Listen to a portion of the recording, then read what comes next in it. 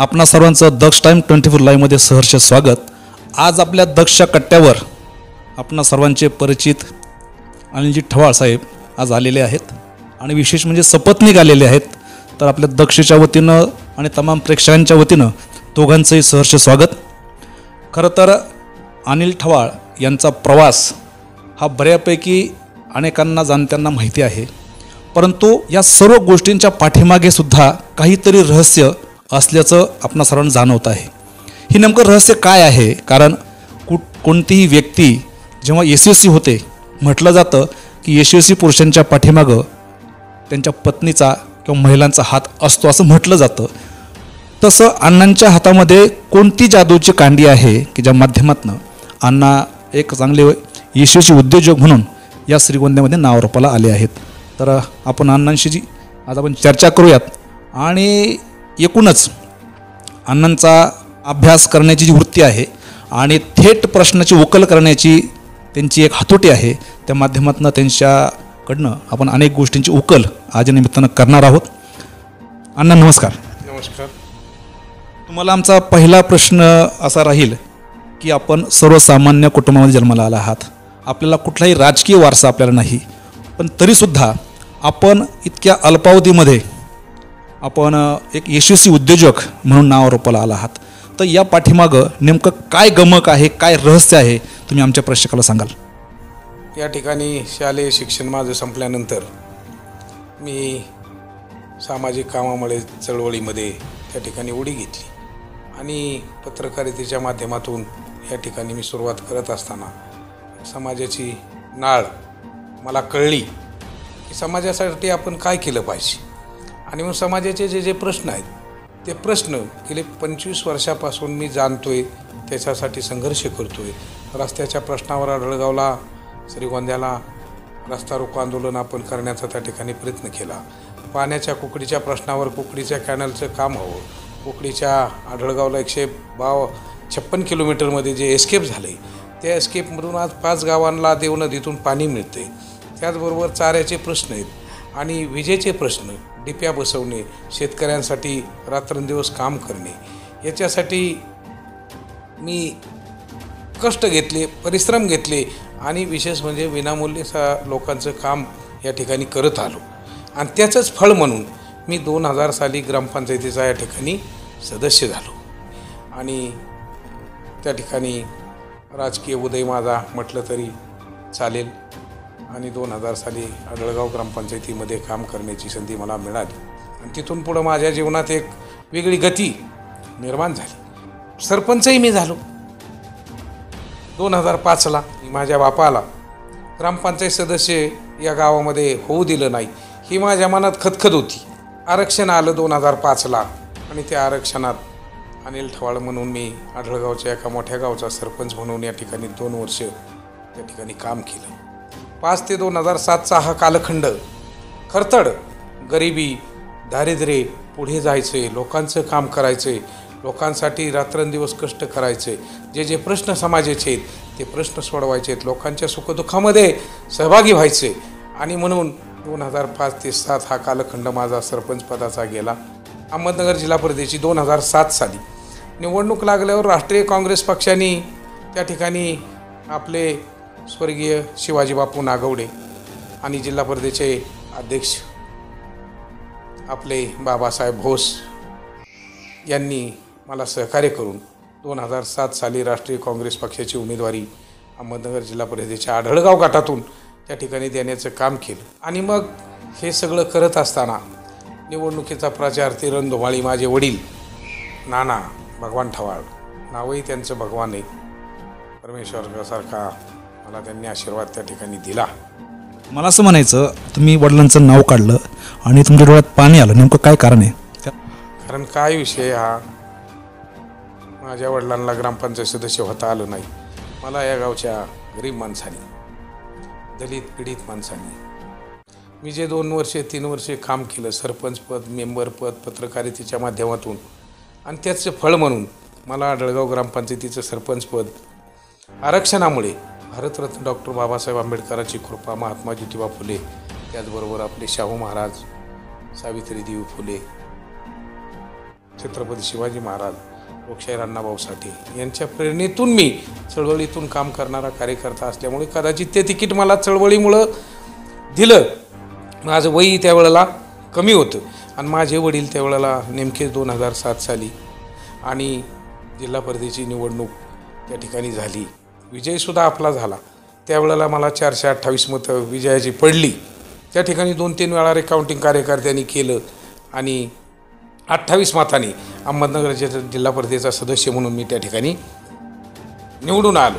आणि निवडून आल्यानंतर ती विजयाची मिरवणूक नाना इथं आले आमचे, पुण्यावरून त्यांना आणलं सोडून. आणि म्हणून मला हे अश्रू आलेत, कारण मी हे सगळं जवळून पाहिले. आणि म्हणून जरी आज थोडंफार वैभव तयार झाला असलं तरी मला त्याची घमेंड नाही, मला त्याचा गर्व नाही. आजही मी सामान्य माणसाची कामं चळवळीच्या माध्यमातून करीत असतो. अंधा अपंग, श्रावणबाळ योजना असेल, वृद्धपकाळ योजना असेल, संजय गांधीची योजना असेल, विजेचा प्रश्नाच्या संदर्भामध्ये डीपीचा प्रश्न गरीब माणसाचा असेल, ते सोडवण्यासाठी त्या ठिकाणी रात्रंदिवस काम करतोय. आणि काम करण्याची मला संधी त्या ठिकाणी मिळाली. योगायोगाने शालिनीताई विखे मॅडम ह्या जिल्हा परिषदेच्या अध्यक्ष होत्या आणि मग त्यांच्या नेतृत्वाखाली समाज कल्याण समितीचं पद मला नाही मिळालं. जिल्हा परिषदेमध्ये सभापती पद नाही मिळालं, कारण ती आणि खंत माझ्या मनामध्ये निश्चितपणानं राहिली. जिल्हा नियोजन मंडळाचा मी सदस्य झालो. जिल्हा नियोजन मंडळाचं सदस्य म्हणून काम करत असताना अनेक कामं जिल्हा नियोजन मंडळाच्या माध्यमातून आपण या गणामध्ये आढळगाव गटामध्ये आणण्याचा त्या ठिकाणी प्रयत्न केला. माझ्या जिल्ह्यातला कुठलाही मागासवर्गीय माणूस, कुठलाही अल्पसंख्याक, कुठलाही शेतकरी, दलित पीडित माणूस जो असेल तो जिल्हा परिषदेमध्ये जर आला तर माझ्याकडे अपेक्षेने यायचा की अनिल ठवाळ कोणीतरी जिल्हा परिषद सदस्य झालेला आहे. आणि जिल्ह्यातून माणसं यायची. त्यावेळेला विविध प्रकारच्या योजना, समाज कल्याण विभाग, कृषी विभाग, महिला बालकल्याणचा विभाग, हे सगळे विभाग जिल्हा परिषदेचे ते काम करीत होते. ग्रँड येत होती, शासनाचा निधी येत होता. योगायोगाने शालिनी विखे मॅडम त्या ठिकाणी अध्यक्ष होत्या. भरीव निधी यायचा आणि त्याच्यातून कोट्यावधी रुपयाची कामं या तालुक्यामध्ये आणण्याचा प्रयत्न झाला. बाळासाहेब गिरमकर स्थानिक बांधकाम समितीचे त्या ठिकाणी सभापती होते आणि मी त्यांना मत दिल्यामुळं थोडंसं आमची जवळीक आली. विखे मॅडमची आमची जवळीक त्या दृष्टीने आलीच होती. आणि मग निधी मिळाला, काम झालं, मला आनंद वाटायचा. गुरुवारी जायचो, मंगळवारी जायचो आणि हे सगळं करत असताना विकासाचं काम येताना काहीतरी विकासाचं पत्र आढळगाव जिल्हा परिषदेच्या गटामध्ये जे 28 गावं आहेत त्या गावामध्ये काम करण्याची संधी मिळाली. एकही मंजुरीचं पत्र प्रत्येक मंगळवारी गुरुवारी मी आणायचोच. बंधाऱ्याचा असेल, रस्त्याचा असेल, DPTCच्या पुलाचा असेल, खडीकरणाचा असेल, डांबरीकरणाचा असेल, हायमॅकचा दिवा असेल, सौर ऊर्जेचा दिवा असेल, सभागृह छोटं मंडप असतील सभागृहाचे, ते देण्याच्या संदर्भामध्ये जिल्हा परिषदेच्या माध्यमातून खऱ्या अर्थानं चांगल्या प्रकारचं काम 2007 ते 12च्या कालखंडामध्ये पण करण्याचा त्या ठिकाणी प्रयत्न केला. जे जमिनीवरचं चालणं आहे ते तसंच ठेवलं. लोकांच्यात आजही मी मिसळतो, कारण मला ज्या गावाने काम करण्याची जिल्ह्यामध्ये जे उच्च सभागृह जिल्हा परिषदेचं तिथं संधी दिली हे मी माझं भाग्य समजतो. तर अनुराधा ठवाळची मला पत्नी म्हणून 100% त्या ठिकाणी मिळाली. अनेक पुढाऱ्यांनी आम्हाला रोखण्याचा प्रयत्न केला, लाजवण्याचा प्रयत्न केला, हिणवण्याचा प्रयत्न केला की लैला मजनू आले. म्हणजे इथपर्यंत आमच्यावर त्यांची असा रोख होता बोलण्याचा की ही पुढं अनिल ठवाळ आणि अनुराधा ठवाळ हे काय चाललं या तालुक्यामध्ये.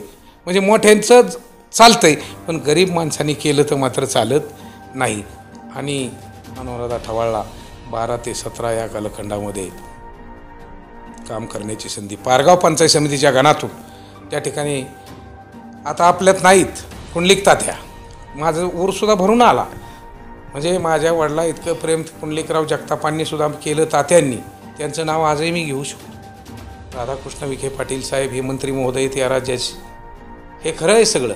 त्यांनी सुद्धा सांगितलं की अनिलरावला तिकीट द्यायचे, अनुराधा ठवाळला राष्ट्रीय काँग्रेस पक्षाचं तिकीट द्यायचं. ते त्यावेळेला नामदार राधाकृष्ण विखे पाटील काँग्रेस पक्षामध्ये होते आणि त्यांनी सांगितलं. बेलोंडीच्या सभेमध्ये त्या ठिकाणी अनुराधा ठवाळला ते पंचायत समितीची उमेदवारी दिली.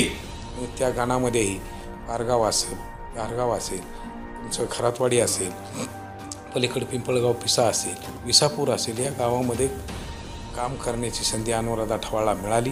आम्ही दोघांनी मिळून हे सगळं काम समाजाचं केलं. कारण गरीब माणसांनी केलं तर त्याची किंमत राहत नाही हे मला त्यावेळेला जाणवतं, आजही जाणवते. अनेक वेळा अपमान आम्हाला सहन करावा लागला, मला स्वतःला करावा लागला. कारण माझ्या पाठी 5वीला पुजलेलं दारिद्र्य होतं. ते नष्ट करण्यासाठी मी प्रयत्न केला. पण भगवंताची आपण सेवा करतो तशीच सेवा माझ्या गावातल्या, परिसरातल्या, तालुक्यातल्या माणसाची मी करण्याचा प्रयत्न केला. आणि मग जिल्हा परिषदेचं जीबीची मीटिंग असती, सर्वसाधारण सभा 3 महिन्यांनी प्रत्येक असती. IAS ऑफिसर हे CO असतात, म्हणजे मुख्य कार्यकारी अधिकारी जिल्हा परिषदेचे. आणि 14 विभाग स्वतंत्र अहमदनगर जिल्हा परिषदेकडे महाराष्ट्र सरकारने हे वर्ग केलेले. आणि ते वर्ग केलेले सभेत अनेक विषय व्हायचे, प्रस्ताव यायचे, मंजुऱ्या यायच्या, आज काय करायचे, उद्या काय सभेमध्ये करायचं हे ठरायचं.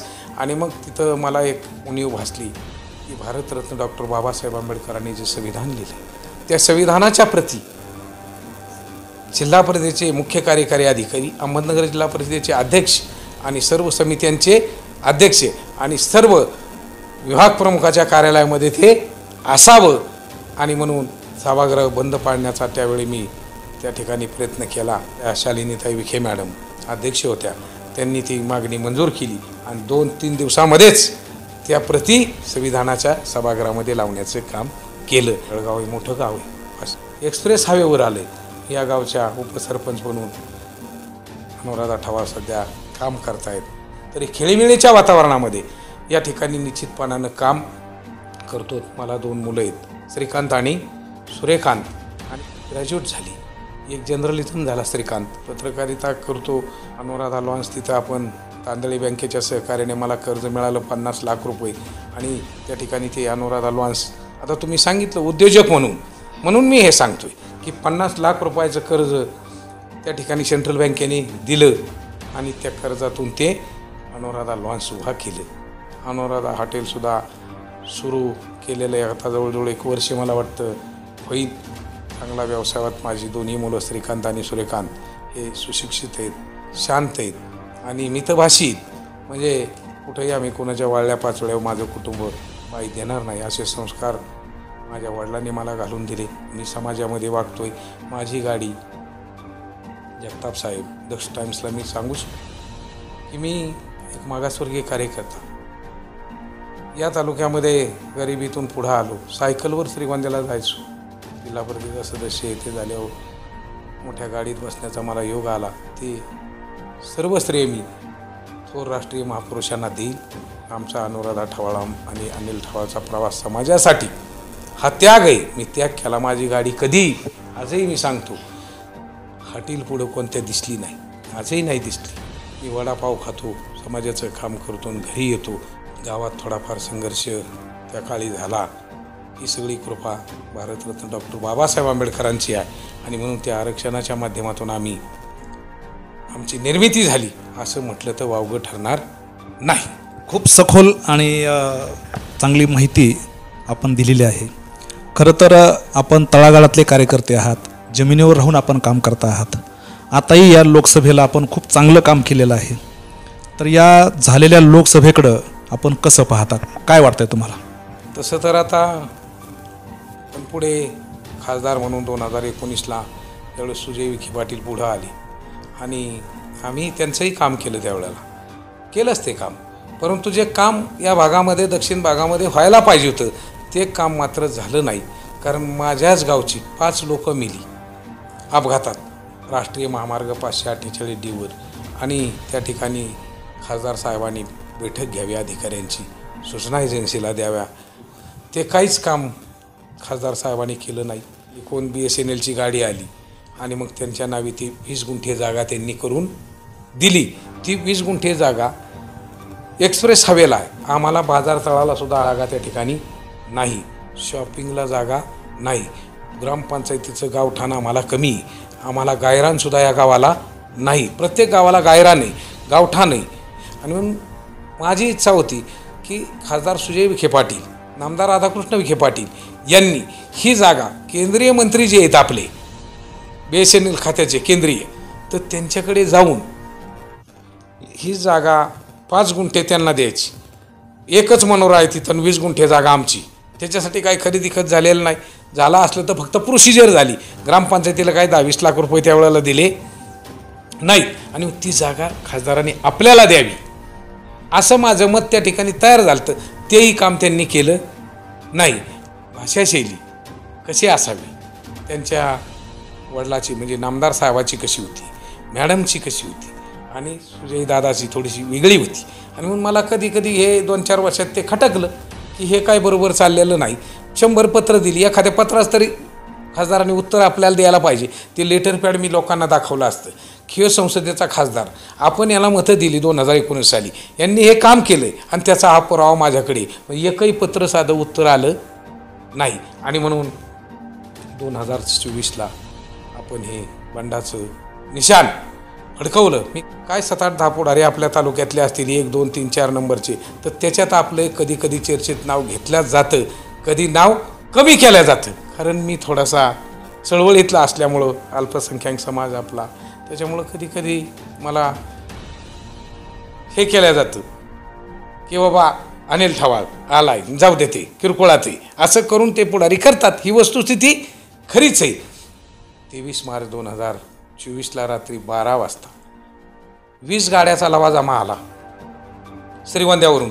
निलेश लंके नावाचा एक पोरगा गाडीच्या खाली इथं उतारला. मला माहीत नाही, आता आमदार तर आहे हे ऐकू नये मी, श्रीगोंदा नगर आणि पारनेर विभागाचे ते आमदार आहेत हे मला माहिती, पण हेच म्हणून लई माहिती नाही कारण जवळीक जास्त नव्हती. आणि ते पुढं आले. मी म्हणलं लंके साहेबाला बोलवा, ही काय इथं दारात 12 वाजली होती. नाही म्हणले मीच आहे निलेश लंके. ते म्हणले आमदार. म्हणलं मग चला. इथं आम्ही आलो, आतल्या रूममध्ये त्या ठिकाणी बसलो. आमच्या ज्या मनात खदखद होती ही सगळी सांगितली की आता तुम्ही पुढे आलं पाहिजे, कोणीतरी पुढं आलं पाहिजे. आणि म्हणून त्या ठिकाणी निलेश लंके आमची चर्चा झाली. ते म्हणले, मी त्यांना 1-2 प्रश्न सांगितले आमचे की बाबा हे तुम्हाला असं करावं लागेल आणि समाजासाठी आम्ही काम करतो म्हणून आम्हाला उद्याच्या काळात बरोबर तुम्ही घ्या, आम्ही तुमच्याबरोबर आहे, तुमचं काम करू 100%. आणि म्हणून निलेश लंके साहेब हे इथं आल्यानंतर त्या दिवशी निलेश लंकेला जाहीर पाठिंबा देण्याचं काम केलं. कारण ना करते खासदार 5 वर्ष समाजाला विश्वासात घेतलं नाही आणि निलेश लंकेने तर मोठं काम उभा केलं होतं. 33,000 लोकांना जीवदान देण्याचं काम केलं. त्या भाळवणीला पारनेर तालुक्यामध्ये शरद पवार साहेब नावाचं एक आरोग्य मंदिर सुरू केलं. हा दक्षिण मतदारसंघाला न्याय देऊ शकतो आणि कुकडी खालचा आहे, बाहेरचा उमेदवार नाही, असा देशातला पहिला आमदार जर कोण असेल तर निलेश लंके. म्हणलं ह्या माणसांनी जर आमदारकीचा राजीनामा दिला, राणीताई लंके पुढे आल्या होत्या, त्यांच्या नावाला थोडंसं म्हणले नाही इकडं याला फाईट म्हणल्यावर लंके साहेबच पाहिजे, सुजय दादाला. माझी जी माणसं आहेत, पाहुणे रावळे आपतिष्ट नातेवाईक, माझे सर्व मित्रमंडळी ज्यांचं मी काम केलं आहे त्यांच्याकडे सुद्धा जाऊन मी विनंती केली. मी प्रचारात जास्ती सहभागी झालो नाही, फक्त पवार साहेब श्रीगोंद्याला आले, त्या सभेत प्रवेश केला आणि 2-4 सभेत भाषणं झाली. पण मी ज्यांच्या घोषणा दिल्या, श्रीगोंद्यात असू, नगरला असू, कलेक्टर ऑफिसला असू, की नामदार राधाकृष्ण विखे पाटील यांचा विजय असो, तीच घोषणा आता जर फोन लावला तर कोण देत आहे? निलेश लंके साहेब काय म्हणतात, होणारे खासदार होणारच आहेत. ते म्हणतात ठवाळ साहेब जिंदाबाद 100%.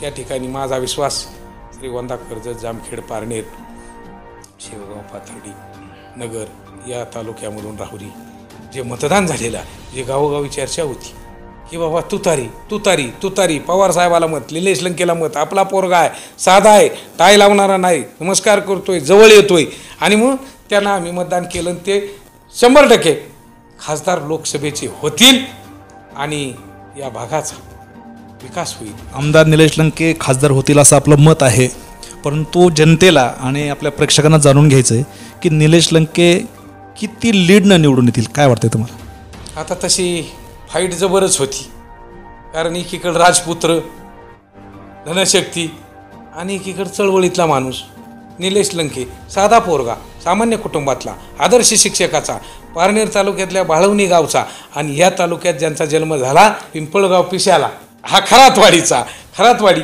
आणि त्या खरातवाडीत जन्म झाला. संवाद यात्रा ती जिल्ह्यामध्ये फिरली, अनेक वारं माहोल तयार झालं, गावोगावी तरुणांची फळी तयार झाली की आमचं मत तुतारीला, आमचं मत निलेश लंके साहेबाला, आमचं मत शरदचंद्रजी पवार साहेबाला, आमचं मत महाविकास आघाडीच्या उमेदवाराला. ही चर्चा झाली आणि मनानेच लोकांचा लोंढा ओढा तिकडं तयार झाला आणि मतदानाच्या दिवशी ते काय घडायचं ते घडलंय. आणि म्हणून माझं मत असा की 1 लाखाच्या पुढे अंदाजे निलेश लंके साहेब अहमदनगर दक्षिण अहिल्यानगरचे खासदार होतील असं मला ठामपणे या ठिकाणी सांगावं असं वाटतंय. आपल्या नगर जिल्ह्यातलं किंवा मतदारसंघातलं खासदार विखे किंवा पद्मश्री बाळासाहेब विखे असतील, विखे कुटुंबाशी गेली अनेक वर्षांपासूनचे आपले खूप जिव्हाळ्याचे नाते आहेत की आपण सहजपणे घरी जाणं येणं गप्पा टप्पा अशा आपलं सगळे विषय असताना या लोकसभेच्या धुमचक्रीमध्ये नेमकं असं काय घडलं आणि ठवाळ आणि विखे यांच्यामध्ये बिघडलं? काम झालं नाही 5 वर्ष हे मनोमनी जाणवलं आणि खासदारांनी थोडंसं लीनपणाची भूमिका असावी तसं काही घडलेलं नाही. आणि म्हणून माझ्या गावातली परिसरातली मी सांगितलेली कामं ती झाली नाहीत आणि म्हणून आम्ही वेगळा विचार केला, वेगळा पवित्रा घेतला आणि निलेश लंकेला 100% साथ देण्याचं काम केलं. मी अनिल ठवाळे शून्य माणूस आहे, मी काही लई मोठा मुलगा नाही. आता ते मिनिस्टरचा मुलगा आहे, नामदाराचा मुलगा आहे, खासदाराचा नातू आहे, म्हणजे तिथं वारसा आहे, पद्मश्रीचं घराणं ते. आणि म्हणून ते आपण त्यांच्या मानाने शून्य आहेत, परंतु शून्य माणसाने शून्य माणसालाच मत द्यायला पाहिजे. निलेश लंके माझ्या दृष्टीने सामान्य चळवळीतला कार्यकर्ता आहे आणि म्हणून आपण त्यांना मत देण्याचं काम केलं. लोकांना 4 सांगितलं की बाबा हे नाही आता हे करा आणि म्हणून तसं आम्ही निलेश लंकेला पाठिंबा दिला. आपल्या ह्या आढळराव गटामध्ये खासदार आपले सुजय विखे हे किती मतानं मागे राहू शकतात? गटात आता प्रत्येक गावात म्हणजे आढळगाव आहे, कोकणगाव आहे, हेरडगाव आहे, चांडगाव आहे, शेडगाव आहे, पेडगाव आहे, म्हणजे ही सगळी गावं घेतली तो प्रत्येक गावामध्ये त्यांना थोडं थोडं लीड जास्तीच आहे. कोणाला? निलेश लंकेला. म्हणजे सुजय दादाला मतं कमी आहेत कारण काम झालं नाही, माणसात ते गेले नाहीत, पुढे गेले नाहीत, लोकांबरोबर सुखदुःखात सहभागी झाले नाहीत. मोबाईल लोकांचा कधी घेतला नाही 5 वर्षात. माझ्यासारखा कार्यकर्ता 25 वर्ष चळवळीत मी काम करतोय, पंचायत राजमध्ये काम करतोय आणि म्हणून माझ्यासारख्या कार्यकर्त्याचा फोन घेतला नाही, गरीब माणसाचा कोणाचा शेतकऱ्याचा फोन घेतला नाही आणि ती एक चपराक त्यांना बसू शकते. आढळगाव गटामध्ये ते 100, 200, 500, 100, 200, 500 मतांनी निश्चित मागं राहतील. गेली अनेक वर्ष आपण राजकीय, सामाजिक, सांस्कृतिक वेगवेगळ्या माध्यमातून आपण लोकांच्या चर्चेत आहात. असेच मागे एकदा आपण दक्ष टाईमशी बोलताना आपण म्हणाला होतात की आमची आमदारकी कुणीतरी पळवली. तर ही आमदारकी नेमकी कुणी पळवली हे आमच्या प्रेक्षकांना समजून घ्यायचं आहे आणि येणाऱ्या विधानसभेमध्ये आपला निर्णय काय राहील? आता विषय हा तसा महत्त्वाचाच आहे.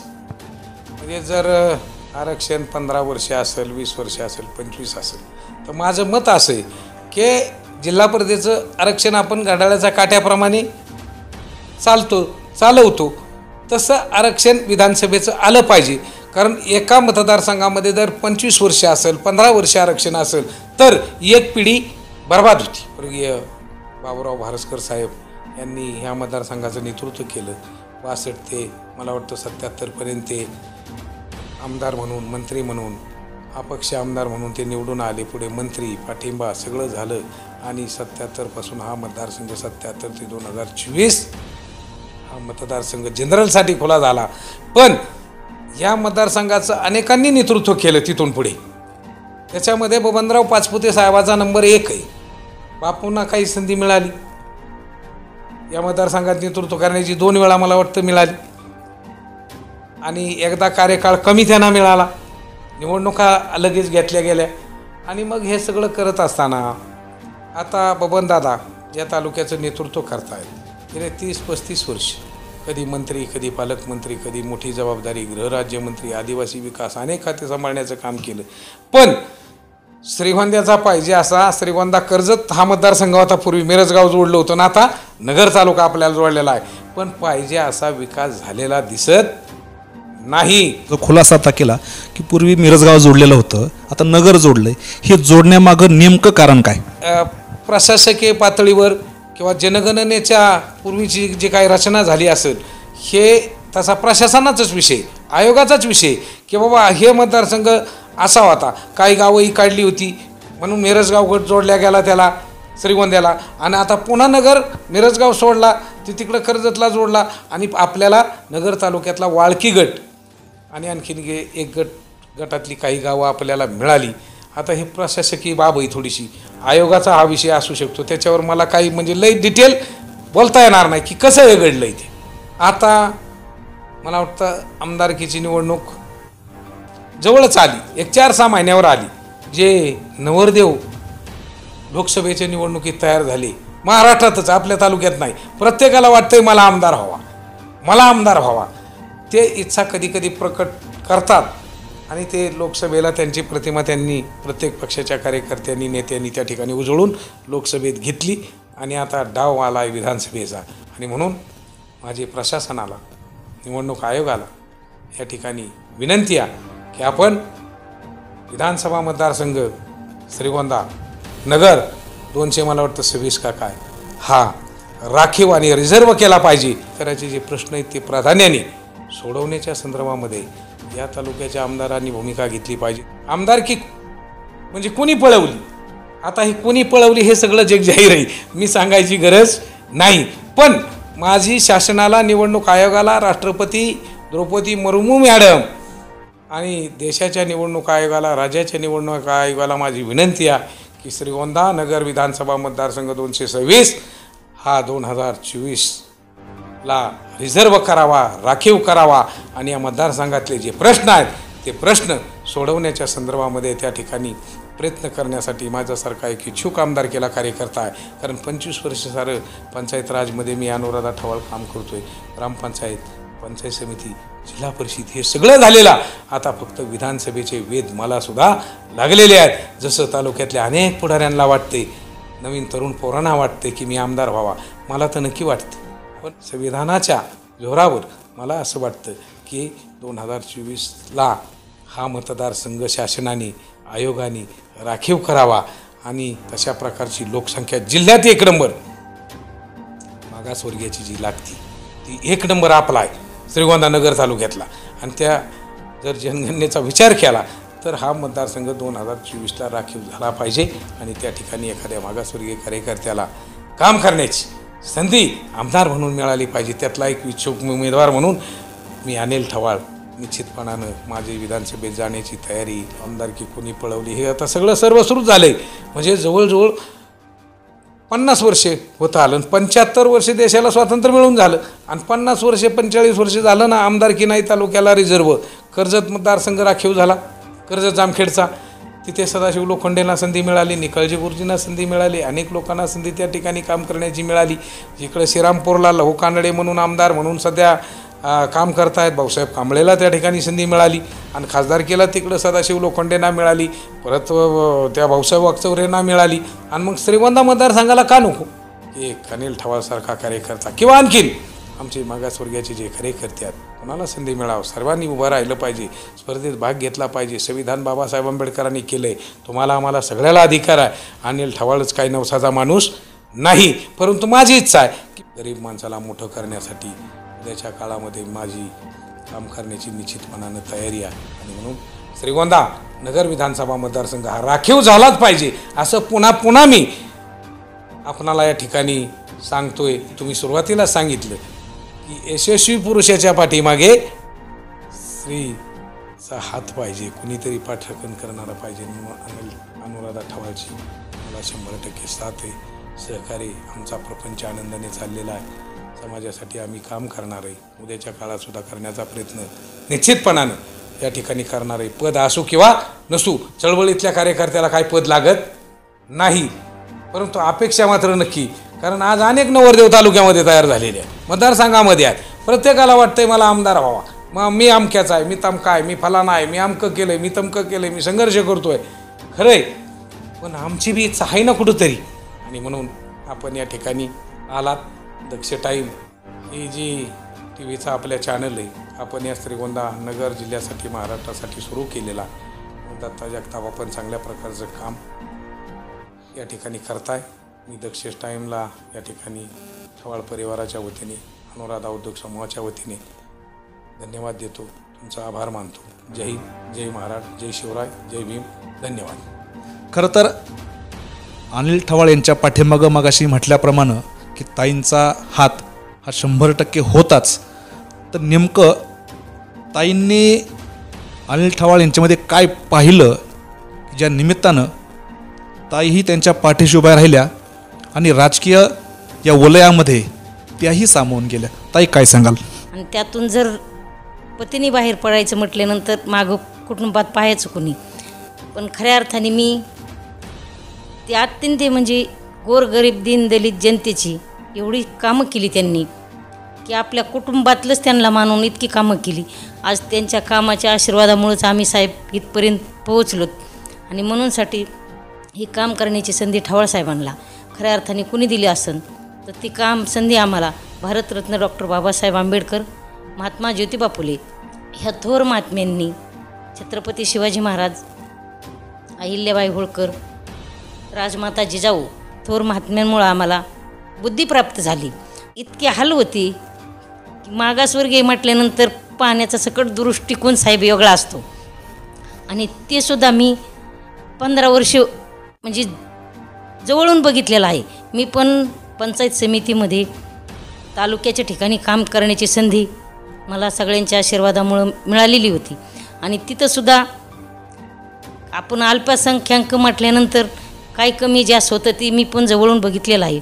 पण खऱ्या अर्थाने आता तुम्ही म्हटलं पुरुषाच्या मागं स्त्रीचा हात असतो. खऱ्या अर्थाने मी सकाळी 6 वाजता कधी 7 वाजता ठवाळसाहेब बाहेर पडायचे. तुमचा 10वा आसन, मैत आसन, वर्षश्राद्ध, डवाळ जेवण, साखरपुड्याचे कार्यक्रम असे सगळे कार्यक्रमाला ते हजेरी लावायची. आम्ही मुलांनी ना आम्ही कधी अपेक्षा म्हणजे बाळगली नाही की आम्हाला कुठं जायची फिरायला का कुठं मुलींकडं जायची. आत्ताच त्यांनी सांगितलं की माझ्या मुलींनीसुद्धा अपेक्षा बाळगली नाही. ठवाळसाहेबांना सगळ्यांनीच साथ दिली आणि त्या साथीमुळं आज त्यांचं काम अतिशय म्हणजे चांगलं आहे. इंग्लिश बोलता आलं पाहिजे, सुशिक्षित पाहिजे. काम करायचं म्हटल्यानंतर इंग्लिश नाही बोलायला आलं तरी चालतं आणि शिक्षण नसलं तरी चालतं, पण तुम्ही गोरगरीब जनतेची कामं केली पाहिजेत. हे ठवाळसाहेबांमध्ये धाडस आहे. पण खऱ्या अर्थाने काम त्यांनी पूर्ण नगर जिल्ह्यामध्ये जी गोरगरीब जनता येईल त्यांची कामं जिल्हा परिषदमध्ये केली. की आत्ताच त्यांनी सांगितलं की म्हणजे एक पिढी पूर्ण झाली म्हणजे 40 वर्ष होऊन गेले की श्रीगोंदा तालुका रिझर्व झाला नाही. आणि म्हणूनसाठी आमची खऱ्या अर्थाने अपेक्षा आहे म्हणजे सर्वांचीच आहे, कुणी का होईना, आम्हीच काही म्हणजे नवसाचे नाहीत. पण खऱ्या अर्थाने श्रीगोंदा तालुका 45 वर्ष का 50 वर्ष झालं ते राखीव झालेला नाही. की ह्या तालुक्यामध्ये सातत्याने आमदारकी म्हणून आता कुणी केलं एवढं आपल्याला बोलायचं नाही. पण कार्यक्रमामध्ये एकत्र येण्याचा कार्यक्रम आदरणीय बबनदादा पाचपुतेनं आमचा आलेला आहे. आणि ठवाळसाहेबांना काही संधी दिली नाही. ते म्हणले ह्यांना काही संधी नाही, म्हणले यांना बोलायला लाव. पण मी सांगितलं माझ्या भाषेमध्ये की म्हणलं दादा, एक गरोदर महिला जर श्रीगोंद्याला जायची म्हटलं इथून बावडीवरनं तर त्या महिलेची काय हाल होईन म्हणलं. म्हणूनसाठी दादा तुम्ही पहिले हे रोड करा. खऱ्या अर्थाने तो धडाडीचा आणि उमेदीचा कार्यकर्ता पाहिजे. आणि म्हणूनसाठी आमची इच्छा आहे की श्रीगोंदा तालुका हा रिझर्व झाला पाहिजे. ताई, आपल्या मनामध्ये खूप आहे, आपलं खूप काही सांगायचं, परंतु वेळेची आपल्याला कमतरता आहे. तरीसुद्धा आपण त्या थोड्या वेळामध्ये आपल्या मनाच्या व्यथा असतील, पडद्यामागचे असलेलं रहस्य असेल, त्याला उकलण्याचा आपण प्रयत्न केला. आपण आलात, दोघंही आपण आलात, आमच्याशी दिलखुलास गप्पा मारल्यात आणि नवीन असलेल्या पिढीला एक चांगल्या प्रकारचा प्रकाश दिवा आपण दाखवला, मार्ग आपण दाखवला. याबद्दल पुन्हा एकदा दक्ष टाइम्स 24 लाईव्हच्या वतीनं आपणा दोघांचे खूप खूप धन्यवाद.